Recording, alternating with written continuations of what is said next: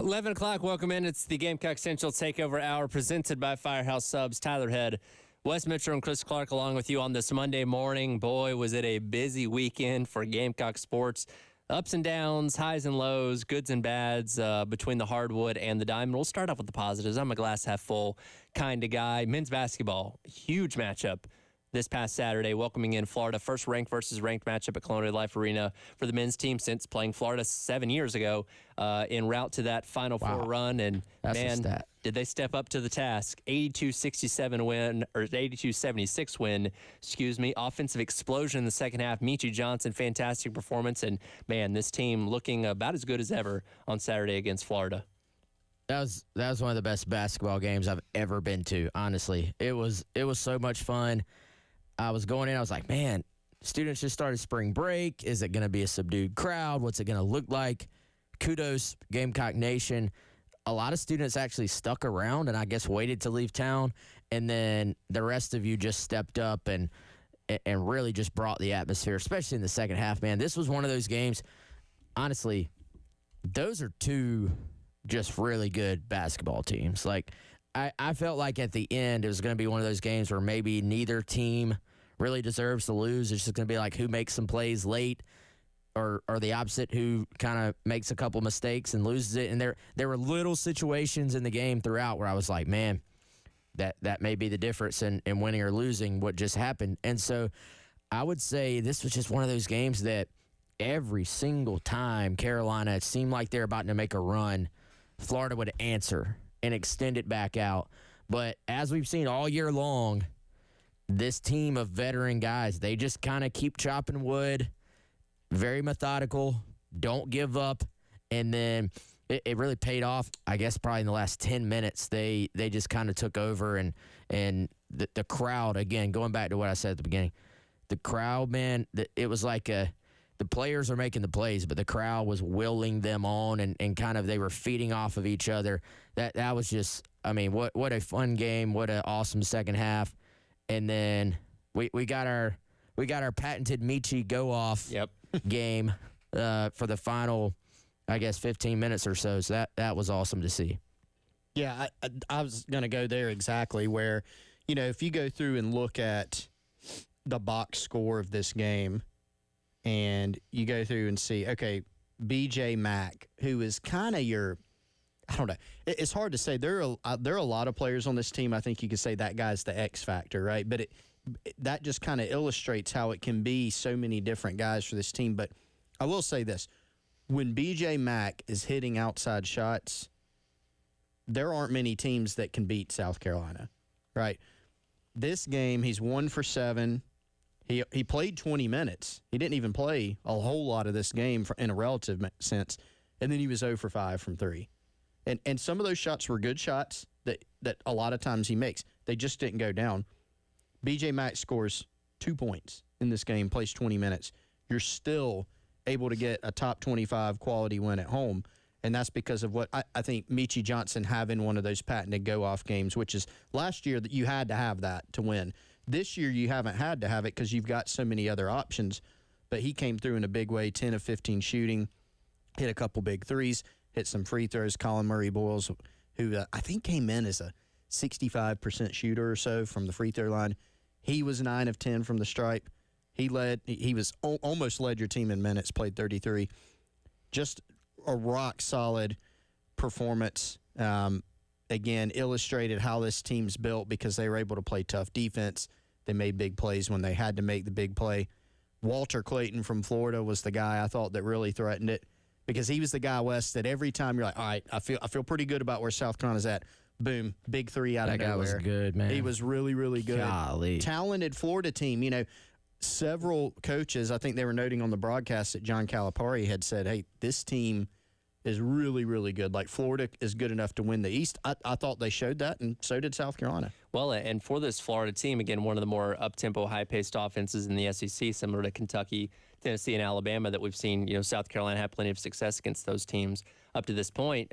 South Carolina went to the 1-3-1 zone in the second half of this game, which was effective in kind of moving Florida around a little bit and kind of changing up what they were doing. From a percentage standpoint, Florida was just about as effective in the second half as they were in the first half. Biggest difference was, and look, South Carolina's a team that builds its identity on its offense. The defense. The offense really took over in the second half of this game. 51 total points in the second half for South Carolina, their best half of offense the entire season. And again, led by Meechie Johnson, who scored 21 of his 25 points in that second half. That again allowed them to outpace the Gators in the final 20 minutes there. Well, I think we sometimes forget that this can be a really pretty good offensive basketball team. They just are never going to score. They're never going to consistently score enough points to where that gets pointed out because of their deliberate pace, I think.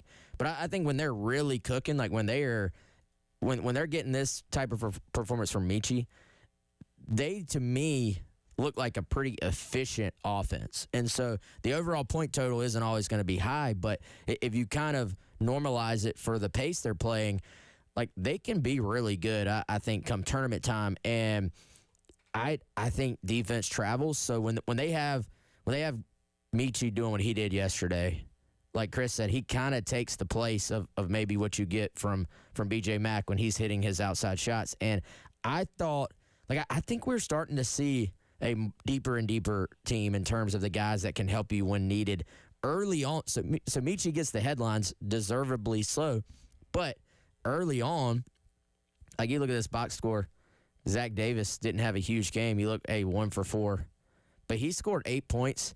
He was 6 for 6 from the free throw line. Early on, it was Jacoby Wright and Zachary Davis keeping South Carolina in this game. Now, as it went along, it seemed like Talon Cooper had a great second half. He hit some big threes for you. Colin Murray-Boyles almost quietly had a double-double, 15 points, 11 rebounds. Like Chris said, 9 of 10 from the free throw line. Although I was shocked to even see that he was only a 65% free throw shooter, because when you look at his shot for a big man, I mean, I think it's safe to say he's not going to be a 65% free throw shooter in his career here, because that is a pretty shot. Like I don't think he touched rim for probably 8 of those 10 shots. And so, Colin was very impressive, but just overall, love the resolve of this team. Josh Gray hit a couple of great free throw shots for you, for a guy that's hitting 50% or right under 50. So it was a team effort, and I thought one of the big differences than what we're used to seeing from Carolina, they got to the stripe in this game. Not only they hit their free throws, but they were in a position to actually get to take free throws, which it seems like a lot of times that's been skewed the other way for this team. So they were able to take advantage of that in the second half. And like you said, man, that 1-3-1, let's give some more credit to Zachary Davis. It's kind of interesting how they scheme that thing up. If you want to kind of look at it from almost like a football standpoint of matchups, they put Zach at the forefront out there to almost greet the point guard. And he's out there playing soccer, but he's just so disruptive up there. And it's dangerous to do that against a team like Florida that's so good at grabbing offensive rebounds, because you're creating more space around the rim for them being able to go up there and grab that. They only got 1 in the second half of this game. So despite running that more open type of offense with that zone, South Carolina was still able to limit Florida with the offensive rebounds. Again, just kind of adding on to what was a very impressive second half from all fronts for the Gamecocks. Yeah, I think we're seeing Zachary Davis the last few weeks grow up into kind of what he is for this team. And so it's a guy that I think defensively it is highlighted just how much he brings you when he is the guy that's right at the top of that 1-3-1 zone. And then you have the sort of athleticism and speed of Meechie and Talon kind of on the outside wings of it. And I think that's probably why they didn't, what you're talking about, the Florida's ability to rebound, it's probably why they didn't go to it exclusively like early on. But I imagine Lamont Paris knew they needed a spark. They needed something. And Florida was not turning the basketball over. As soon as they go to that, they start turning the ball over. Yep. And then Paris, after killing them with the 1-3-1, Florida comes out of the timeout and he goes back to man Right.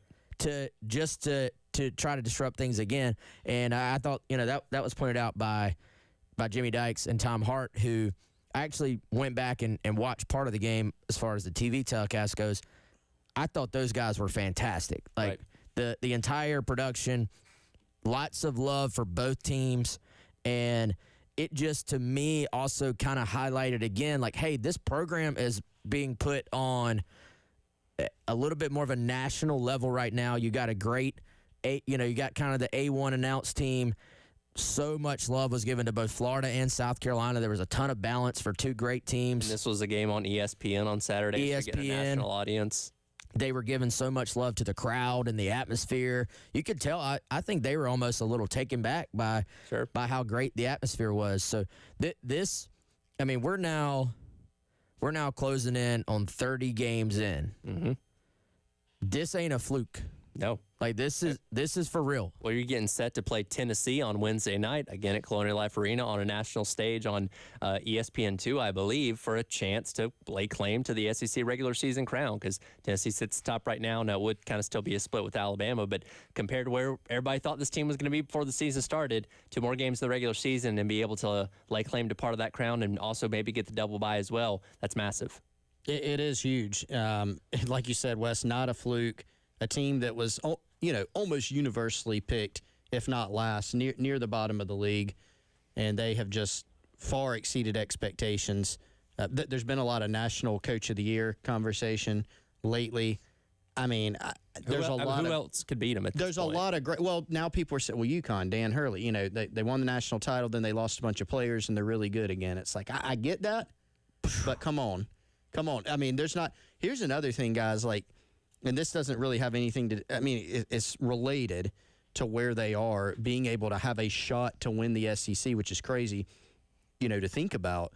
Every single player on this team has gotten better who was here last year. Sure. Like a lot of times you'll hear as a storyline, such and such player has regressed or he's gotten here. Who has gotten better? All of them. Like every single player – Jacoby Wright. I mean, every player – looks markedly better than they did last season, and that speaks to development and coaching. Well, I think they've gotten better from the beginning of the year to now as well. Yeah. Absolutely, and that was the start of a very busy weekend for Gamecock sports. We'll transition over the Diamond coming up next, as unfortunately things didn't go South Carolina's way when it came to the Clemson series. We'll hear a little bit from Coach Kingston and dive into that coming up. It is the Gamecock Central Takeover Hour presented by Firehouse Subs on your Monday morning here on The Game.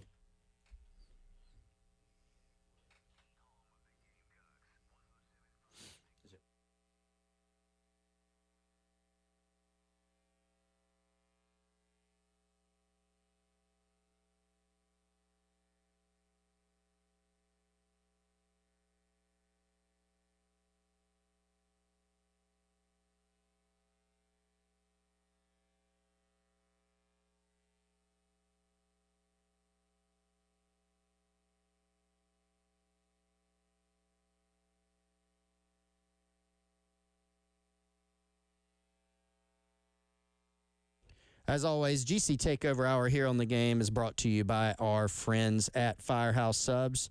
Just saw Larry Chandler at the women's basketball game the other day in town with some family. Shout out to him, owner and operator, as you know, of all 14 Midlands Firehouse Subs locations. Checking out firehousesubs.com. Right now, guys, and indeed, the chicken parmesan meatball sub is still available for you to enjoy. If you haven't had it yet, make sure you go check it out.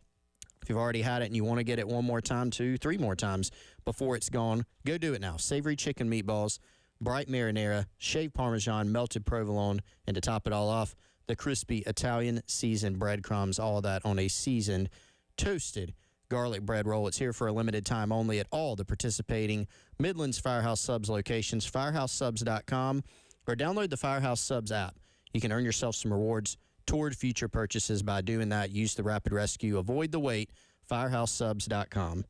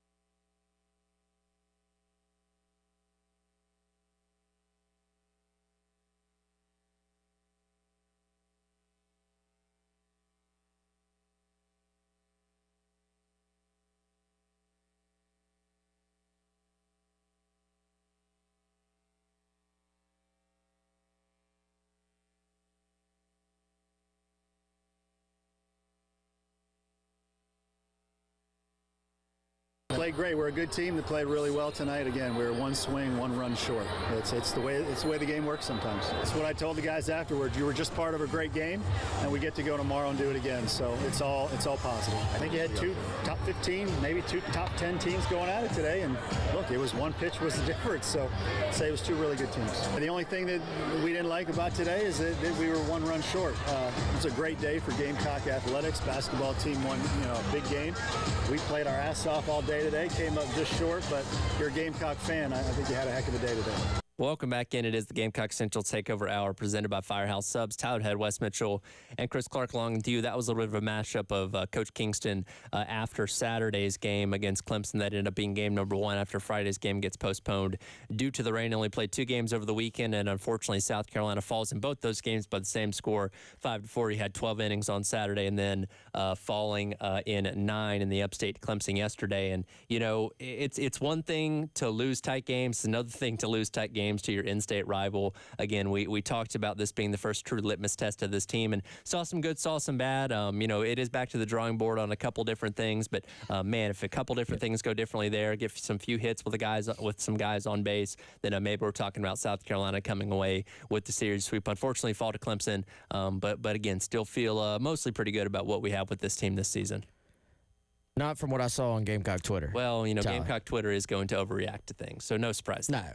Well, I think with something like this, there are 2 competing schools of thought that ultimately, I can agree with some things on both sides. And I think, you go back to Kingston's comments there.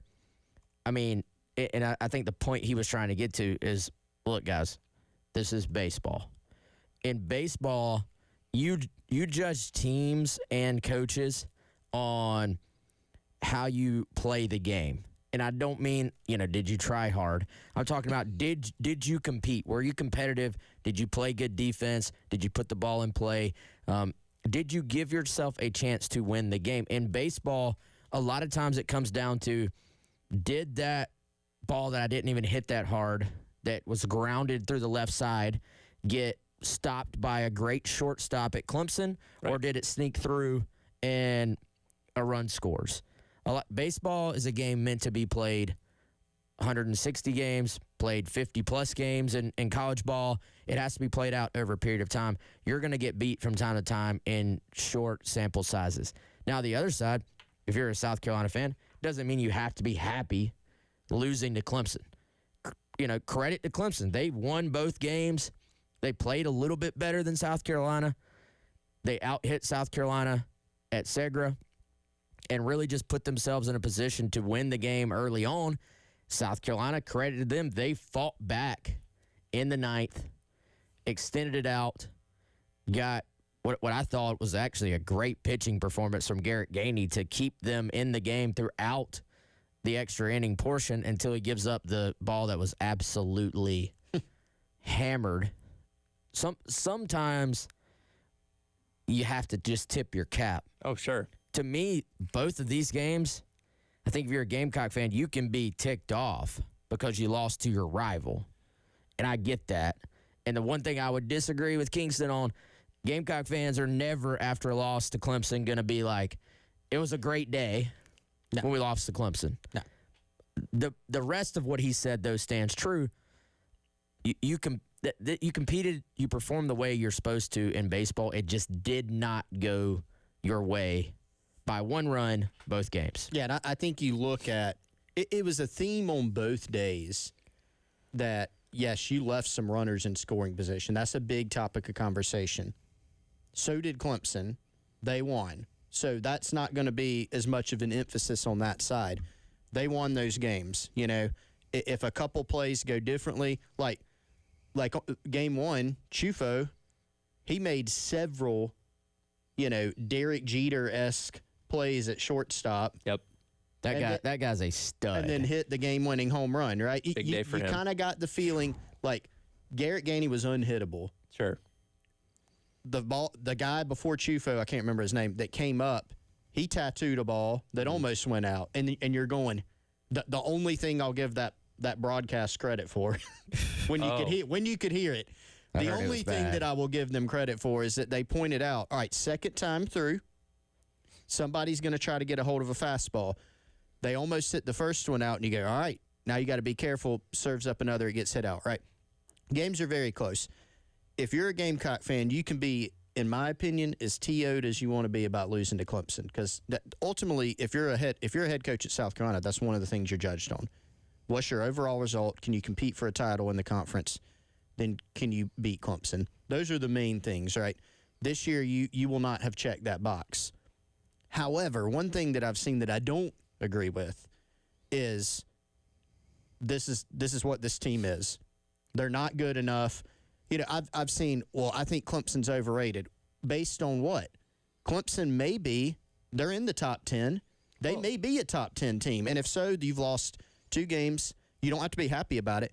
But don't already extend that out and say, South Carolina can't compete this year. They're just not good enough. You can't say that yet. What you are in the first week of March is not what you're going to be when May rolls around. We've seen this team show the ability to improve in years past. And again, it's not like it's not like you got run-ruled by Clemson over the weekend. Like, you were right there. And again, if you have a couple things go differently, if you get 3 or 4 hits in certain situations, you're talking about South Carolina walking away with maybe a 1-run win in both those games. So again, not a whole lot to really have to improve on from a drastic standpoint. And again, this team should be fine. Got a couple more midweeks to go over the next couple weeks before you take on Ole Miss in that first SEC series, and then we'll get a real sense what this team's going to be on a week-in, week-out basis once you get in the thick of conference play.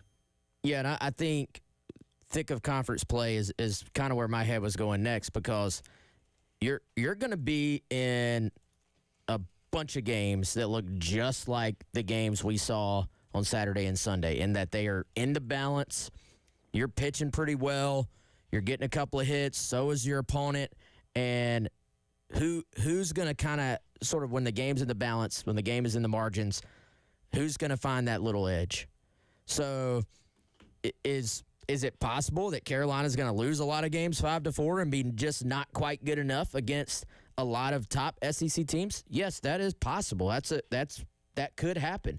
Is it also possible that South Carolina's not going to strand 12 runners like they did game 1 and strand 10 like they did game 2, and that they're going to push through and instead, win 7-5?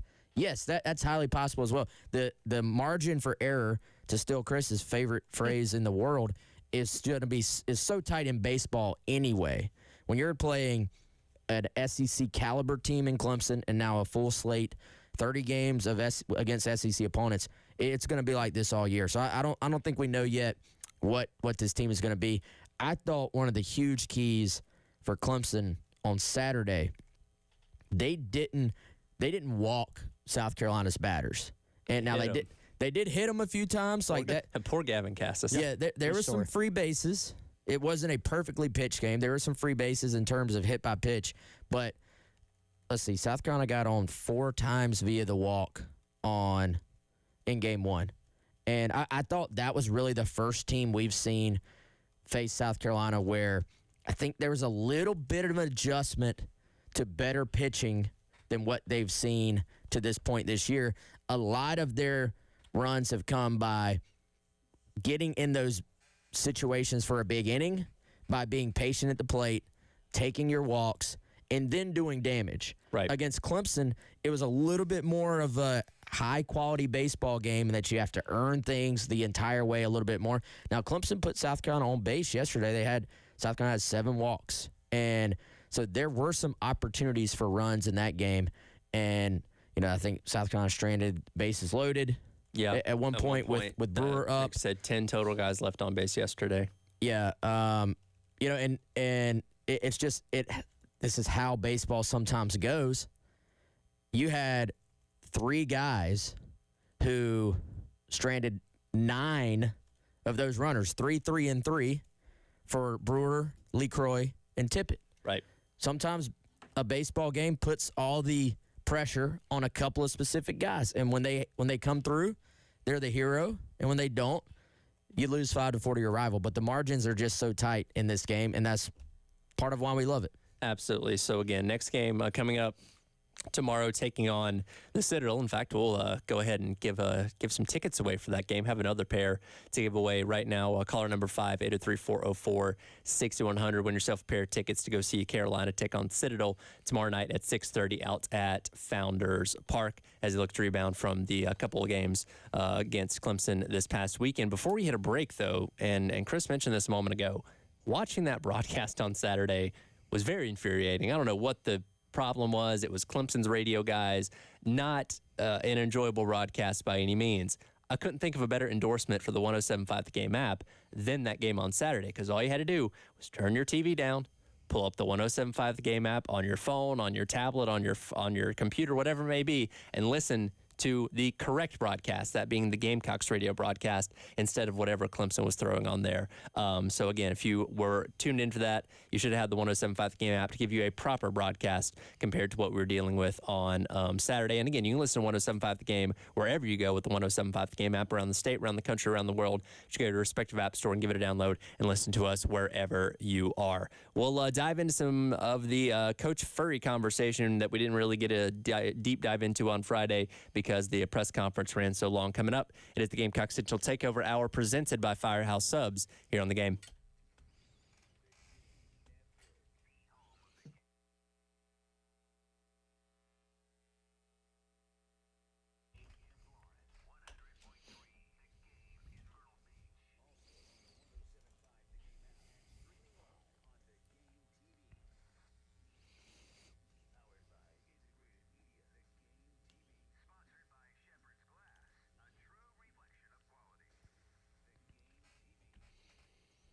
All right, guys, we're continuing to welcome our newest sponsor here on the show. It's our friends at Classic Roofing, offering residential and commercial roofing services throughout Columbia, South Carolina, and the surrounding areas.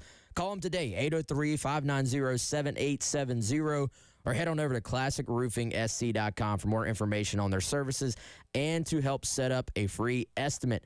My friends Joe Reeder and Max Sawyer, they're both longtime residents here in the Palmetto State, and they've got a wealth of experience in the roofing game spanning more than 20 years. Their team of experts is well equipped to handle all of your roofing requirements. That could be a residential project, a commercial undertaking, or really anything in between. They've got you covered. Their mission, it is very simple: to provide you with top-notch roofing solutions that not only protect your property or investment, but also can enhance its curb appeal. Give them a call today, 803-590-7870, or head on over to classicroofingsc.com.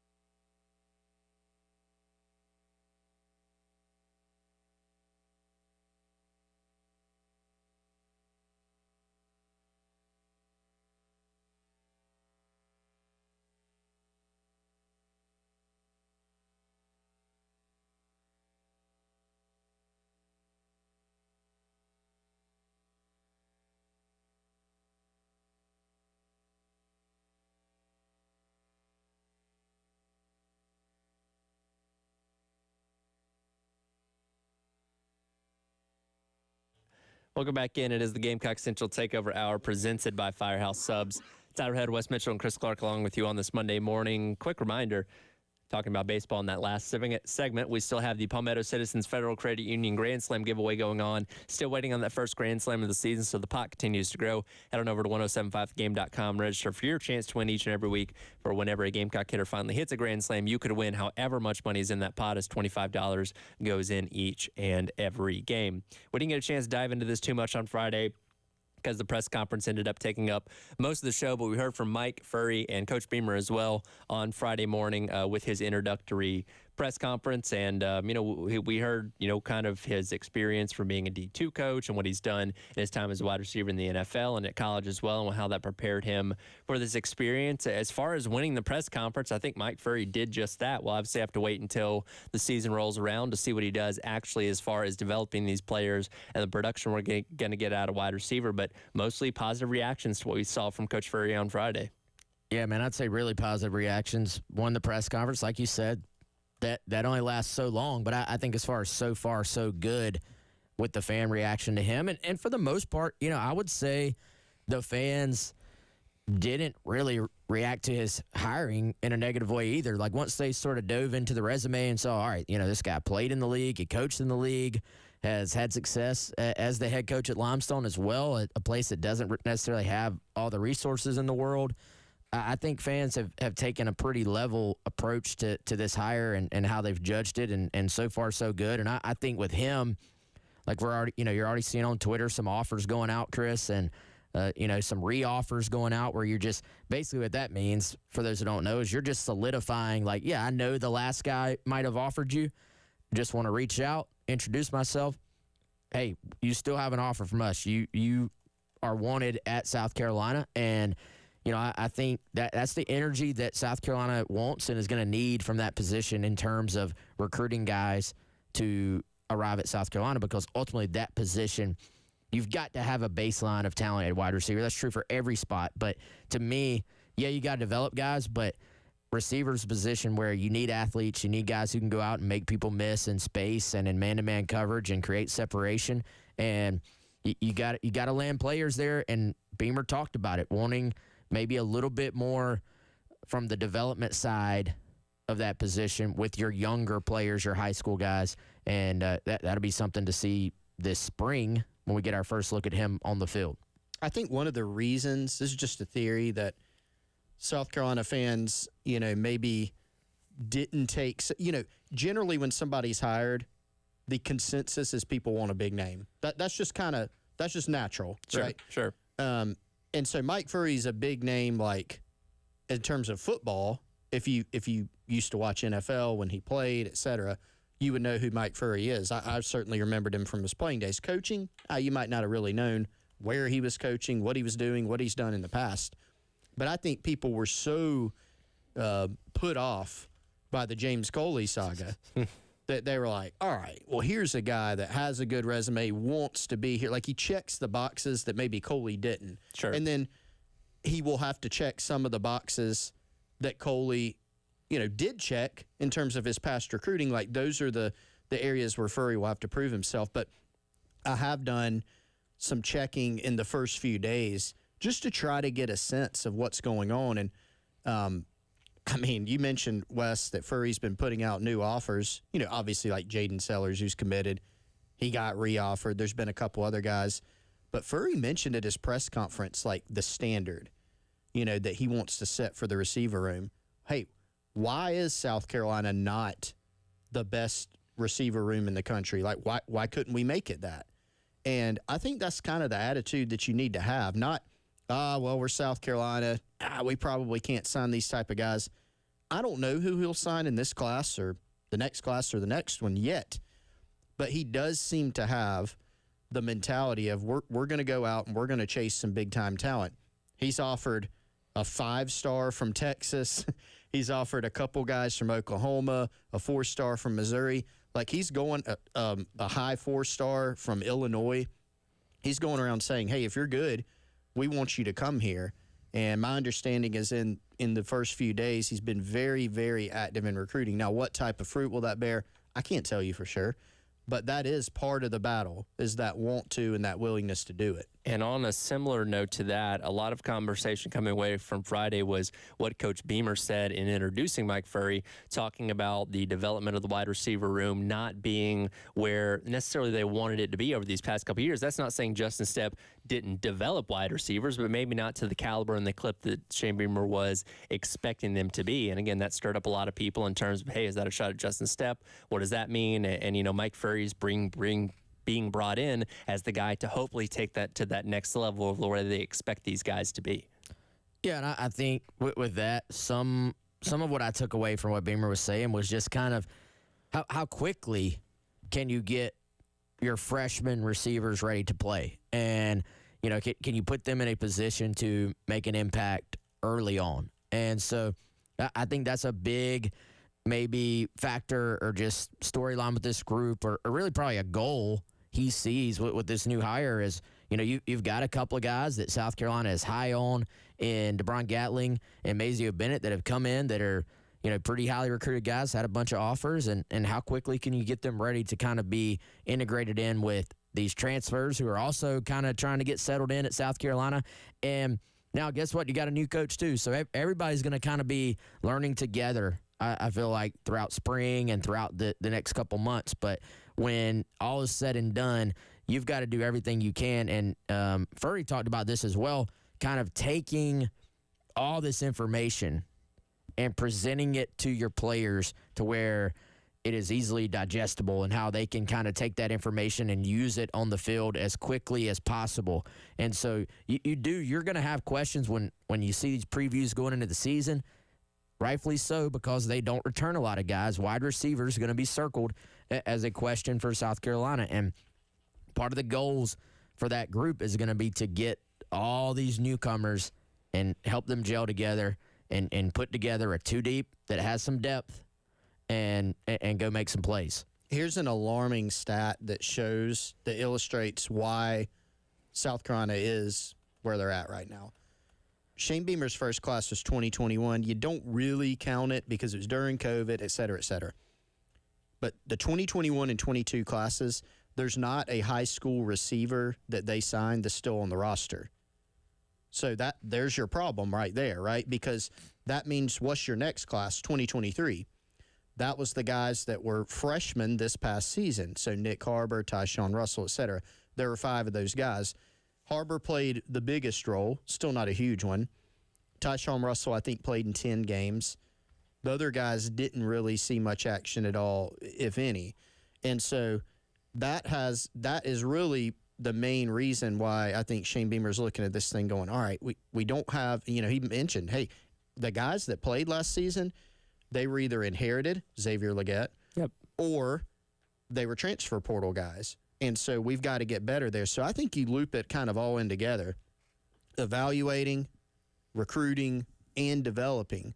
And wide receiver is not the only position where this happened. If it you wouldn't have gone 5 and 7 if that was the case, right? So we're not just picking on receiver, but we are talking about receiver and Mike Furry here. His job, his kind of to-do list is build relationships with your guys that you've got right now so you can work to develop them, because that's important. He talked about that. And then build relationships in recruiting, because the way out of this is go recruit really good high school players. That's how you have to build it. right. Do you think we could read more of his early priorities somewhere? Yes, actually, now that you mentioned it, we do have a piece on GamecockCentral.com that discusses that a little bit. Yep. So certainly check that out, GamecockCentral.com. And again, we'll see what he's able to do once the season rolls around, getting started in late August, with Old Dominion coming to town to start off the season. Quick reminder, coming up tomorrow night right here on The Game, it's Carolina Calls, 6 o'clock with Coach Paris. Baseball will be on our sister station, ESPN 1320 WISW. Pregame coverage starting at 6:15 for that, for a 6:30 first pitch. We'll come back and wrap up today's edition of the Gamecock Central Takeover Hour presented by Firehouse Subs. Women's team wraps up another undefeated regular season out at the CLA yesterday on Senior Day. We'll hear from Coach Staley and talk about that next here on The Game.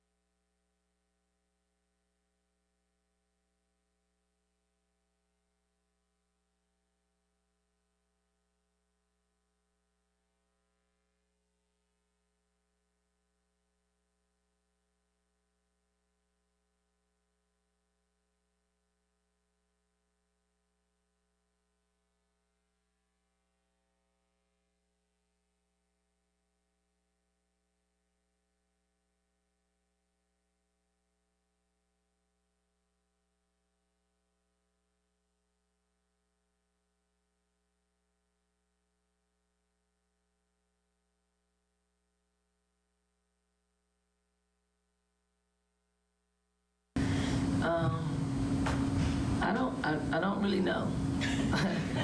I don't really know, but they find they're a super competitive group that they don't really like losing, and they can play a lot of different styles of play, especially offensively. Defensively, I think we do a pretty good job at just holding serve and playing the way we need to play and being disciplined and staying connected out there on the floor. Welcome back in Gamecock Central Takeover Hour, presented by Firehouse Subs, Tyler Ed, Wes Mitchell, Chris Clark.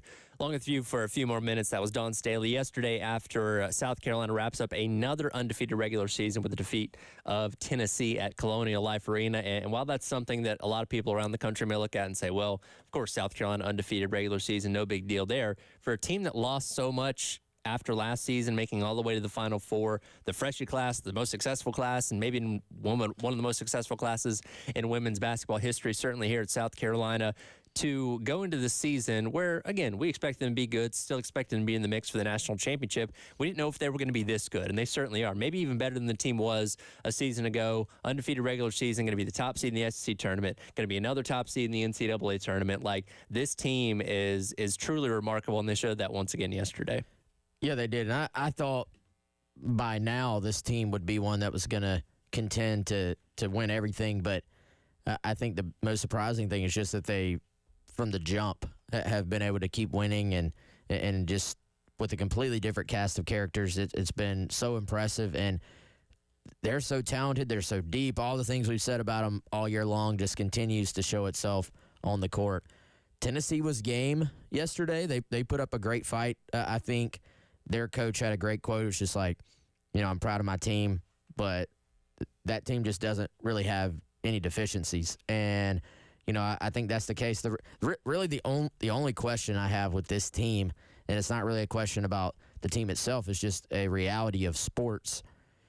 You're going to get into at least one game at some point where the game is going to be in the balance late. Like, I don't think you can win titles by just blowing teams out. And the one thing this team hasn't really had, they've been down in some games. LSU is really probably the only game I look back and I'm like, they were really tested to where they were having to make those plays with the game in the balance late. And Tennessee, this game was fairly tight in the fourth quarter, but South Carolina, it seemed like as soon as Tennessee really seemed to chip away, South Carolina went on a run and kind of took over. And so I think that's really the only thing is that, like, they are clearly the best team in women's basketball for the second straight year. The best team doesn't always win. So with a group of very young, but now they've gotten experience all season long, can you go win the ultimate crown and win this thing again? But they have positioned themselves, obviously, to do so. Yeah, Dawn, I think, she set such a standard here that it's like not even like Chris Wellbaum. He's got a great piece on Gamecock Central up about this now, about this accomplishment. No SEC team has done this before, and it's very rarely been done, just period. And it's just kind of like, yeah, that's good. Just kind of expected almost. Sure. And it would be one thing. First of all, you should always understand how remarkable, how difficult it is to do this. That would be the case if the entire starting lineup had come back from last season to this year. Sure. And they accomplished this, it'd still be amazing. Almost unbelievable. But you take it to the next level because you lost that entire starting five, all that leadership, all that production. You lost 2/3 of your points in your minutes played, and you've still done this. So we were talking about Lamont Paris, Coach of the Year. I don't know how the season will finish up for South Carolina. How far they'll go. They're the national title favorite. Will that end up happening? I don't know. Now, last year was a surprise for me how it ended. But Dawn Staley's coaching job, I know this team's loaded with talent, but it's still extremely impressive to lose all that production. And they've all been pretty open, players and coaches, especially Dawn, about how far this team's come, where she's joking about how bad their practices were early that she considered retirement to now being undefeated going into the SEC tournament. Remarkable accomplishment. Yeah, I have nothing else to add, man. You run out of things to say because it's It's impressive across the board. And I would say, I guess I do have something to say. The off court, just the word culture gets overused these days, but what she's built in terms of that and developing these girls and the young women, and making it happen so where Cardoso's family can come in for senior night. That was very cool. I thought that just embodied kind of what this program's all about. Absolutely. Well, they set their sights on the SEC tournament next. Do have the double bye, so they will not play until Friday. They'll take on the winner of Texas A&M, Mississippi State, who face off at noon on Thursday. That'll do it for today's edition of the Gamecock Central Takeover Hour, presented by Firehouse Subs. Coming up next, halftime show with myself, flying solo for the next couple of hours here on The Game on your Monday morning.